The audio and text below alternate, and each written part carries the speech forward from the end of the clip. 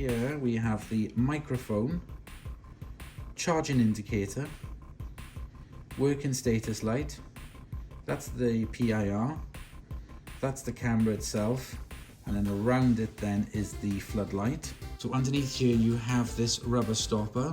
This is for the charging of it, so you can plug it straight in there to charge, or you can take off the entire rubber cover which is attached to it, so you're not going to lose it.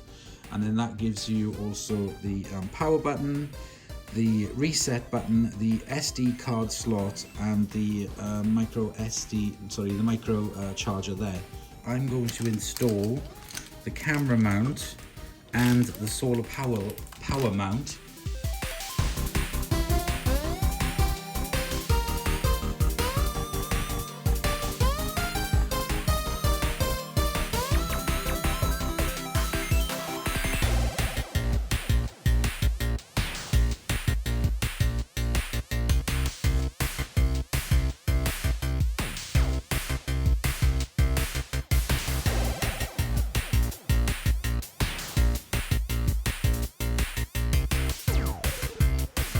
Now we need to go and scan the QR code in the booklet. The app is Cloud Edge, so you need to add in your Wi-Fi.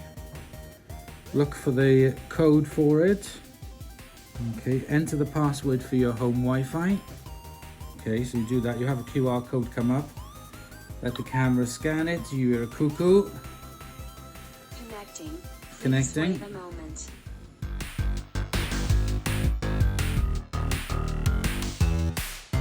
So very simple, just connect onto it, press play, establish an encrypted network channel, video stream. So I got it in QHD, you can have it in standard definition if you want. I'll put it in QHD. To your phone, stop recording, screenshot, light on, light off, and battery is at 100%. Let's see how it runs over the next few days while I'm away, and that'll be the next video. So until then, bye bye.